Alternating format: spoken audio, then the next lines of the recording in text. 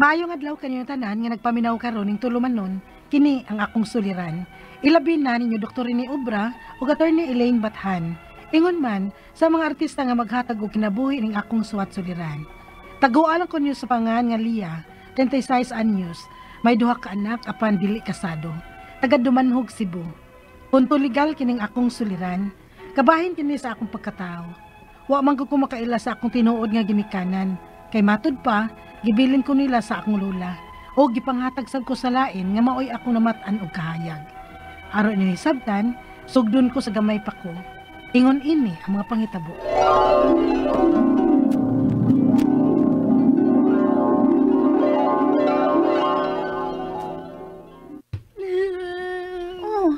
Nakilak mga among anak, ha? Nga nauli ikan sa eskwelahan? Sa may nakaway? Ang ako mga classmates ay sila si Kenji ug Moy. Ginsa man kanila pag-away? Ingon nila, dili ko anak ninyo ni Papa. Kailahi ko og nang ug kulor sa panit ninyo ni Papa.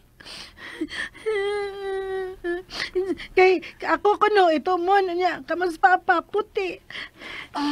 Kuan laya ka nang. Tinood ma, nga dili ko ninyo anak ni Papa George. Ha?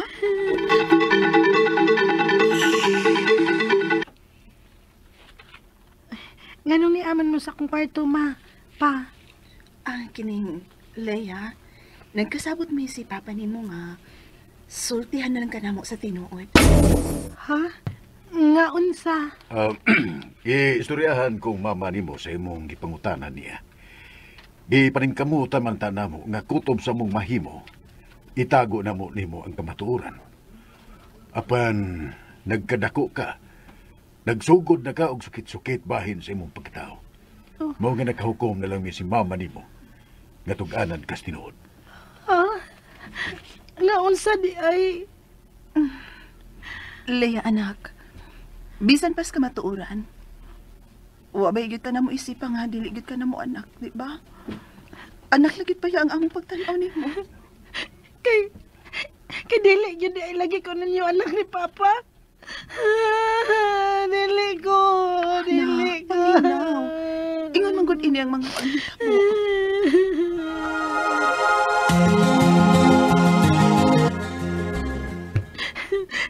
Anak di ay? Maong hilong na.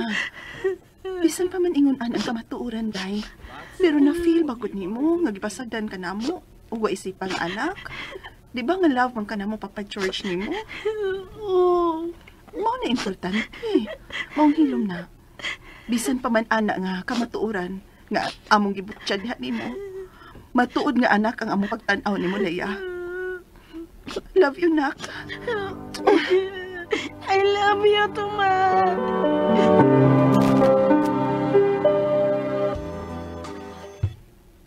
Ma, adto na ako sa school. Uy, kagwapa rin sa akong dalaginding, ah.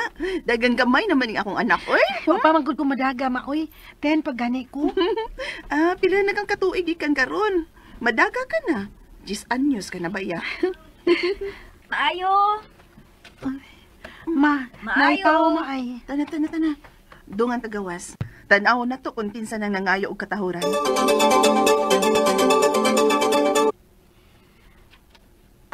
Ako ang tinuod nga inahan ni Leia. Ha? Tinuod na, mamaging? Di ko kasiguro. Kaya ang imong apuhan man ang naghatag nimo diri namo. Pero tabi, unsa may imong tumong sa imong pagpakita karon ha? Humans na po katuig. Gusto ko untang ikauban ang akong anak. Kuhaon ko na unta siya ninyo. Ha? Dili ko mukuyog nimo. Ma, ayaw ko gihatag niya, Ma. Wa ko kailan niya, Ma.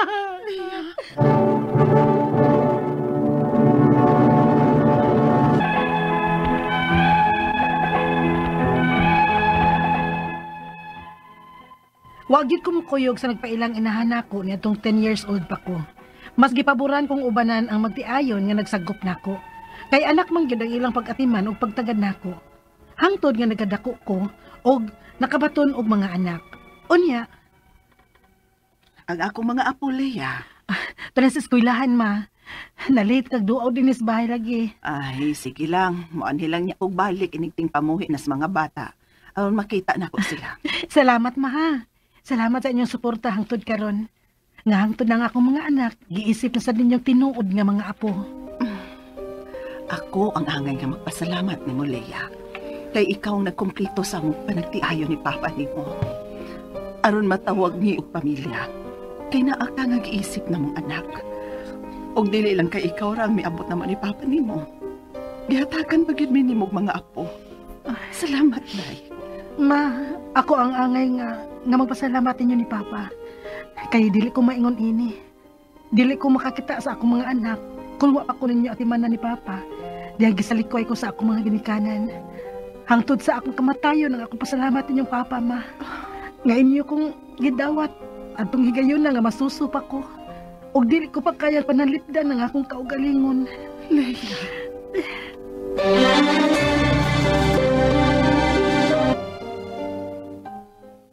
Nakauman ako og luto para sa among panihapon. Mga anak, kumano niyo buhat og assignments, manihapon na tanin niyo, ha? O nga. Mayo. Kinsa mo na ngayo og katahuran? Lia, ikaw ni. Oh, kinsa mo? Lia, anak, ako si Rolly. Ako ang matuod ni mo kamahan. Ha? Asawa ko sa imong amahan ug wa kami anak. Oh. Ug aron mo tuo ka nga amahan mo gyud siya, may mong magpa-DNA test ha. Unsa?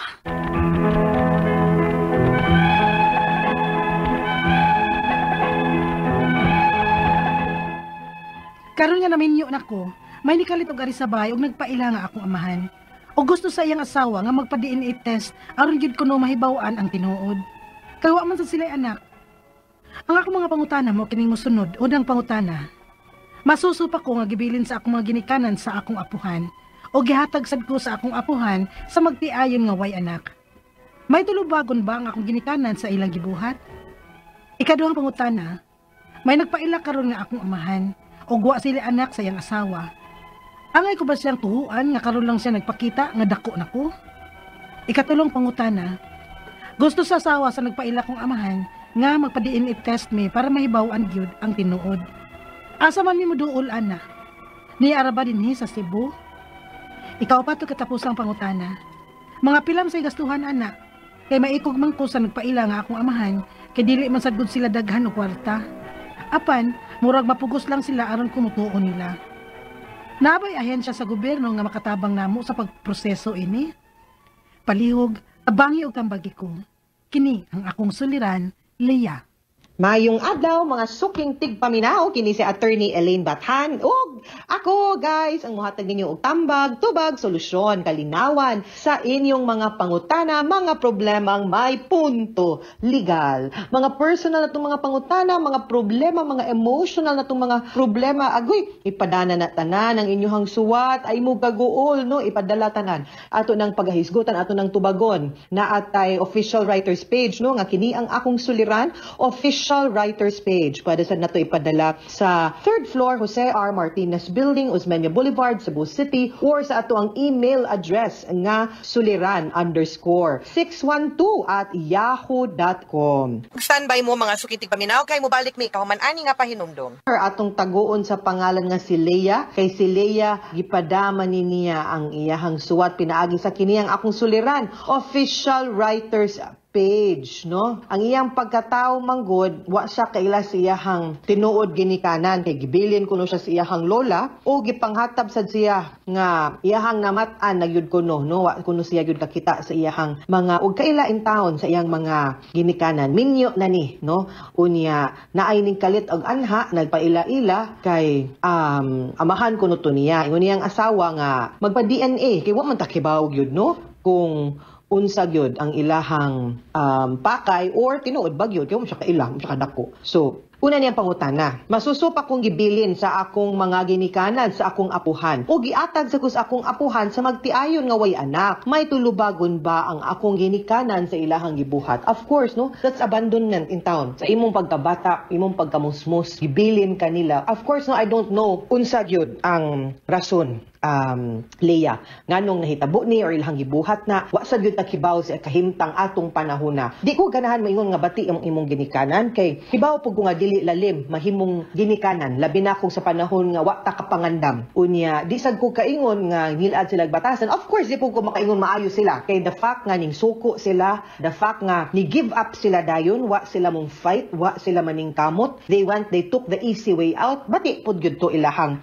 gibuhat, no? But we have to weigh in. Now, legally speaking, naagid unta sa tulubagon at that time, no? Kay ila man kagipasagdan o abandonar. Pero ato kung pagatan-awan moving forward karong panahon na kung mahimo pa ba na nimong mabuhat because naaman po ni gitawag nga prescriptive period ang ato ang pagkaginikanan, ha? Ikaduhang pangutan ang paggikanan pag commit og crime or ang pangilang abandon nimo. Ikaduhang pangutana, may nagpaila karon nga akong amahan. Ugwa sila'y anak sa iyang asawa, angay ko ba siyang tuhuan nga karon lang siya magpakita nga dako nako? Well, pwede ra gyud ka mo doubt. The doubt is very valid nga pwede ra gyud ka magduda nga dili. And pwede pug ka magsusi kay usahay di man sad takibaw kanilang ingon nga lukson ng dugo kanang makutuban nimo ba? Di man gud pud na ingon ana no kasayon especially nimo nga medyo niagi sa jud kag kasakit. Now, di sa ta kaingon no nga ato lang ibase sa semblance anggid-anggid parehamig mata, parehamig suwang, parehamig kamot, naliwat kay ko ang mata o ang ilong o ana ba? Dili man sad ta ana. The best way yun scientifically is a DNA test. Tinuod yun na and I will agree with that. DNA test ang sakto og the best way for this one, no, for this route. Ikaduhang pangutana, dili di ay. Ako para nako angay kanang unsa na? Angay ba siyang tuhuan? Di ko kaingon nga mutuo ka right away. No, og nga ipagduda sa imong kasing-kasing o sa imong pangisip, then by all means, no, let's do it the scientific way. Kay kana wa gyud na isipyat. Di gyud na pwede lukson ng dugo. Di gyud na pwede og kutob. Di gyud na pwede feeling gyud nako, no? Or di gyud na pwede anggid-anggid lang.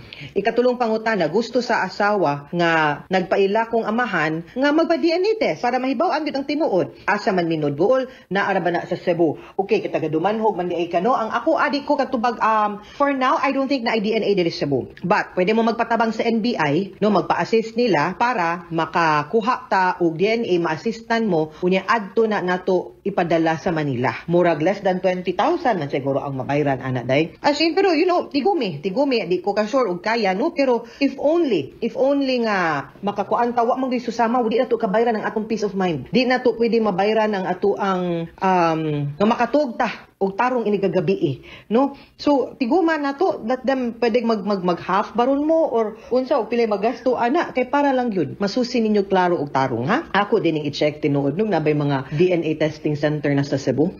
Ikaupat og katapusang pangutana, mga pila say gastuhon ana kay maikog man ko sa nagpaila kong amahan kay dili man gud sila daghan gid og kwarta apan mura mapugos lang sila aron ko mutuo naabay ahensya sa gobyerno nga makatabang namo sa pagproseso ani. Ayaw ka ikog day sila mo'y angay maikog nimo nagiabandonar kanila ug gipasagdan kanila pipila ka tuig. Let them be a father to you. Kung kinahanglan man gani sila mo gasto, pagastuha sila. If only ikaw mismo mapanatag ang imuhang kaugalingon ug imuhang pangisip kay dili lalim nga naalay after many years imuhang kawadon, after many years nga wa ka kaila nakuha ang imuhang pagkataw, mura kag saag no nga person kanang mukalit lang sila tumaw. I think they owe it to you nga angay nilang iprobar sa ilang kaugnimo no nga sila gyud ang imuhang tinuod nga amahan no. Okay, because dapat sila mo sabot nga nagduda ka. Dapat sila mo make og effort after many years of abandoning you. So let them. Ako dili ka dapat maikog ana. Like I said, you can go to the NBI para ma-assist mo no. Dahin siya nga asa gyud pwede. Og dili gani largahin ninyo og Manila kay para maka